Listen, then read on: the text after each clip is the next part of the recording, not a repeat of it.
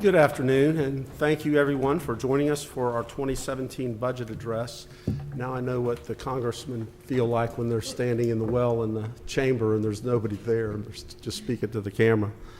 This is our annual opportunity to show our citizens where our tax dollars go and why the programs and services we invest in are essential to meeting the needs of our residents and our business owners. This marks, believe it or not, the 14th time that I have delivered this address, and for most of you in this room, the speech and the process which we develop our budget have become fairly routine. However, as we all know, the last several weeks in our city have been anything but routine. It has only been 6 weeks since one of the most horrific tragedies ever visited on an American city happened right here in Orlando. Recognizing that, I believe it's important that we begin today, my first formal remarks since the Pulse shooting, by doing something out of the ordinary. First, we want to have a moment of silence in continuing to honor the victims and their families. We want them to know that we are still with them, that we're still working for them, and that we're still thinking about them every single day. Will you please bow your heads with me?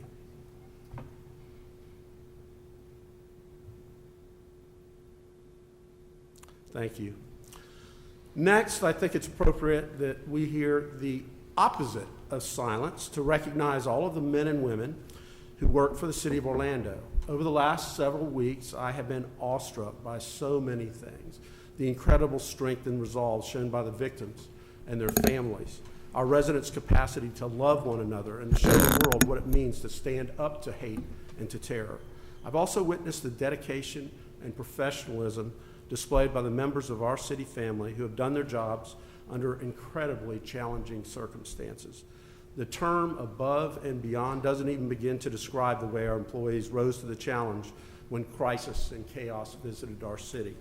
From the first responders who dealt with the shooting and its aftermath, to employees who took on the unprecedented task of creating a family assistance center and a not-for-profit to help victims and their families, to those who managed countless projects and challenges that rose up every day, day after day, as our city government worked to get our residents through the tragedy. And to the other employees who simply did their jobs better than they've ever done them before, because they knew that serving our residents was the very best way they could help our city heal and provide some sense of normalcy. To all of you, we want to say thank you. I am proud to serve as your mayor. I'm even prouder to be your coworker. Now, would everyone who wears a City of Orlando ID badge please stand up? Let the city commissioners and me say thank you as loudly and proudly as we can.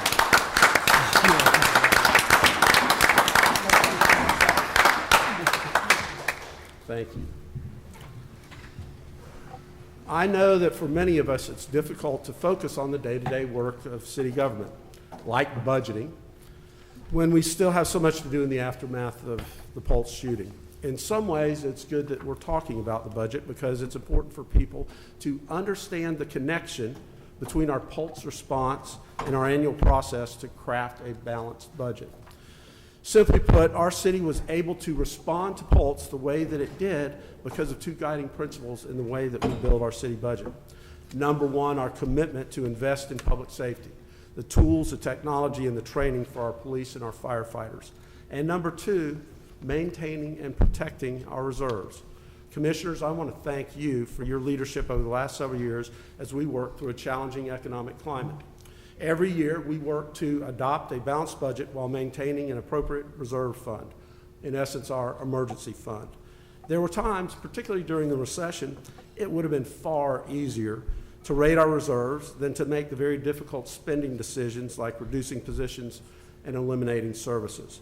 Instead, we protected that fund because we knew it existed to make sure our city was prepared to respond to crisis. Most of us believe that that crisis would be something like a hurricane, not a man-made tragedy. But having that fund at the ready allowed us to respond to the Pulse shooting and take care of our people, our Orlando residents. We were able to activate contractors on standby to respond with supplies, to provide barricades for traffic and other crowd safety measures. We were able to immediately get our emergency operations center up and running and ensure that it was equipped with the technology and communications tools. And we had the ability to bring in additional staff and cover the cost of thousands of hours of overtime. And more than anything, our reserves allowed us to act immediately and decisively without having to wait for financial help from the federal or the state government. To date, the city has spent approximately, well, a little over $600,000 responding to the Pulse tragedy. We're working to recoup portions of this through different grants and other federal programs and have already received more than half of that total back from the Department of Justice. But in terms of what we're talking about today, the first goal of that budget for the upcoming year is to keep our emergency fund intact. The remaining parts of our proposed budget that we're bringing forward can be described in one simple sentence. This budget ensures that the best core city services of any major city in Florida stay the best core city services of any major city in Florida. Our budget will allow us to continue to provide the same levels of superior services to a growing city that added nearly 5,500 new residents over the last year. It continues to keep our community safe by hiring 15 new police officers who help meet the needs of our growing population by serving our southeast area and our schools. It ensures that we maintain our commitment to ending homelessness. This budget increases our investment in core infrastructure and capital improvements by another $70 million on top of the $60 million worth of core infrastructure projects that we laid out last year. Those core projects include improving roadways, sewers, stormwater drains, so that our residents can travel safely and our streets won't flood. Our budget ensures that the daily services our residents expect and depend on, like trash and recycling pickup or wastewater, are second to none. These kinds of improvements aren't always visible, but they are the foundation of a superior quality of life. Our budget also includes the creation of a new transportation department within city government. Our region has $10 billion in transportation projects underway or planned over the next 5 years. Everything from the I-4 Ultimate to Sunrail, expanding bike lanes to adding and repairing sidewalks that help our city be more pedestrian and bicycle friendly. Our transportation infrastructure is what's going to allow our city to handle the dramatic rise in population that we expect to see in the coming years and decades. The last 2 years, we've been 1 and 2 in population growth in the country. With the creation of the Transportation Department, we're dedicating the staff and resources necessary to create a true multimodal transit system that serves our residents and enhances our quality of life. Our budget also funds projects that fulfill our commitment to creating a city for everyone. That includes repairs and enhancements to parks, to playgrounds, to community centers, and the funding to provide for youth programs that serve over 5,000 students every single day. Our budget strengthens the city's ability to help small business owners and continues our commitment to bring the entire suite of city services to our residents in a way that meets their modern, technology-driven needs. In the coming months, we'll continue to roll out new functions of our digital City Hall initiative that will make it easier for our businesses and residents to work with our planning, permitting, and code enforcement departments. With a new system, it is our goal to provide the best customer service of any city in Florida. Our budget also ensures that our first responders and our entire city team continue to have the highest levels of training and the most advanced tools to respond to emergencies.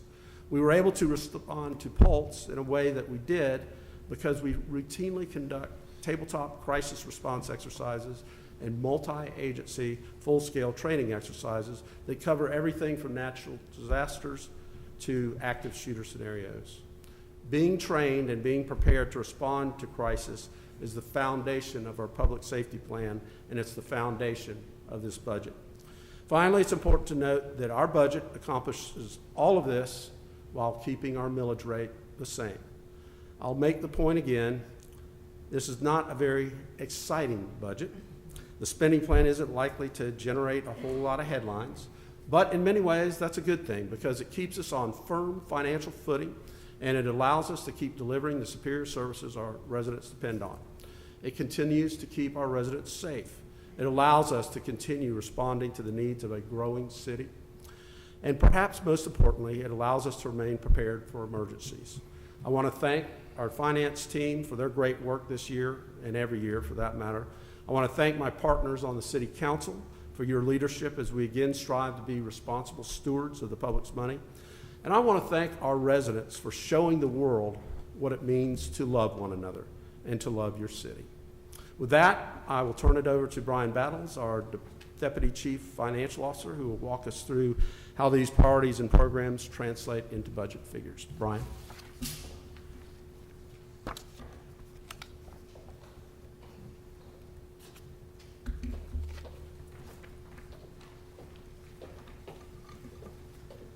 Thank you, Mayor.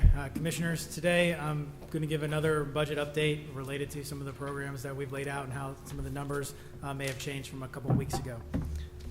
So first, I want to talk about departmental staffing and organizational changes. As you heard, with the creation of the new transportation department, it will change some of the numbers, so we're going to give you a brief rundown of how that will affect the various departments.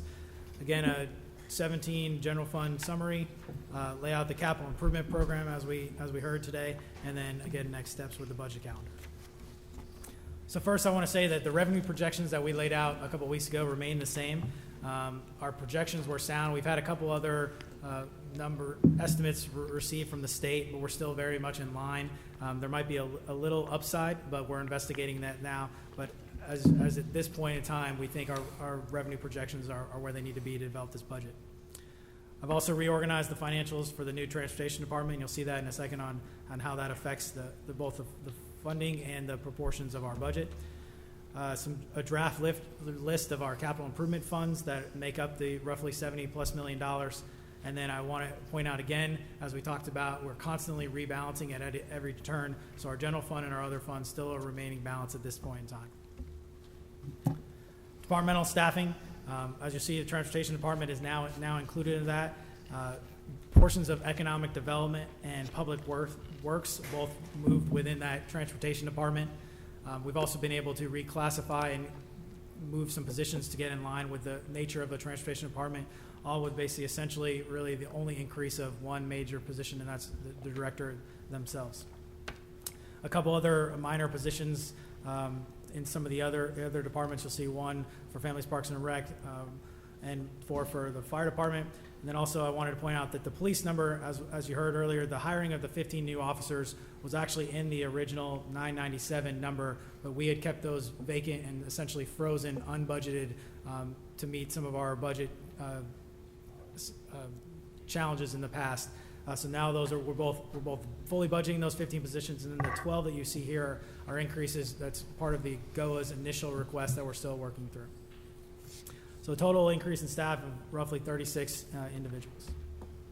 Again, our general fund revenues remain the same as we talked about a couple weeks ago. The upside that I talked about in the state sales tax number, as you see, we're already increasing it almost $2 million in our estimate. The state did have a slightly higher estimate, so there might be some ability for us to go a little bit higher than that 1.9 growth, but we don't want to get to that conclusion just yet without looking at our actuals and how we've received those. On the expenditure side, with the new transportation department, you'll see the transportation department's budget is roughly $15 million after taking some of the portions of public works and economic development. So again, that 49% decrease in public works and 17% decrease in economic development are not real decreases, but more of a reorganization of how these funds stack up with the new transportation department. As you recall, a few weeks ago, economic development's increase was roughly about 4%, 3 to 4%, and public works' increase at that time was roughly about 6%. So even though we're showing these decreases here, again, is more of a reorganization of the financials, but I wanted you to see how the new numbers and the proposed budgets that we're talking about. Again, the general fund remains $423 million and a balanced revenues to expenditure budget. Police and fire remain top priority and are still at over 50% of our budget. So the graph didn't change much, but again, transportation now comes into play. And I want to reemphasize this again. We're tentatively balanced. I know we have a couple final negotiations and some other things that may impact our budget, which is why we'll continue to talk about these budgets and continue to have conversations with the commission as we go forward. But as of right now, we have a balanced general fund and a balanced all funds budget. So as we talked about the capital improvement program, last year we brought forward roughly about $67 million in projects within these capital improvement or infrastructure related funds. This year, right now in the tentative draft list, we're almost to $74 million. The biggest increases are related to the transportation impact fees and some of the work that we're doing at the Narcoossee. There's roughly about $5.5 million for that project. We've also increased school safety sidewalk project to honor some of our commitments related to making sure that we have the infrastructure in place for school and for the routes to and from. Some of our other projects that are included in this list are similar to some of the years past, related to our capital improvement program, our standard projects that were related to OFD and OPD's equipment, technology management, facilities, and our commitment to recreation and parks. Some other large projects that are included in this list within kind of the wastewater arena, there's over $15+ million of lift station improvements, Mark Street sewers, and West Orlando area piping. We're also, as you see, the Downtown Development Board has some upgrades to the Downtown Welcome Center, and then some Dubs Dread course and clubhouse improvements to kind of go in line with some of the improvements that we're currently doing over there. So again, a capital improvement program of almost $74 million.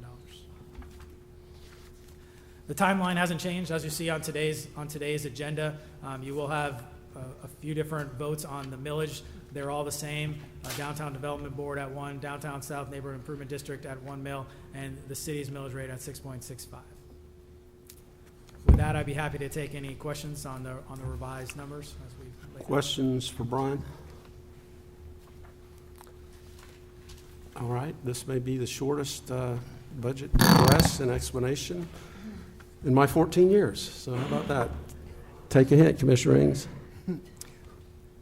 No, I didn't ask for a question. I was just having you take note. I was trying to figure out how to respond to that. I don't know if you were passing the gavel or something. No. Oh, okay. Okay, so staff will brief each of you to the level you would like. So hours and hours and hours, or minutes, days, months, whatever you would like between now and those meetings in September. And I will say, sometime this week, we'll be distributing the commissioner budget notebooks to kind of lay this out in even more detailed fashion with all of our program cost centers, staffing, budget and brief. All that information will be both available online, and we'll be delivering books to each of your offices this week. Thank you, Brian. Why don't you introduce your team again real quick? I will start with our budget division manager, Martin Carmody. Behind him is Amy Kessel, our ANOS for the fire department and public works. Rashad Jackson, police department, Orlando venues. Ricky Vanderhoff, families, parks and rec, and office of business and financial services. And Jason Vojkovic with economic development, housing, and executive offices, I guess, as well. So all right. Again, he's your man. Thank you, guys. Thank you Thank for the hard work it's really over the year, but especially in the last several weeks. Appreciate it. Thank you. All right, that will conclude our budget workshop, and we'll move right into agenda review. Mayor, if you could give just a second for communications to Okay. put this on. Thank you.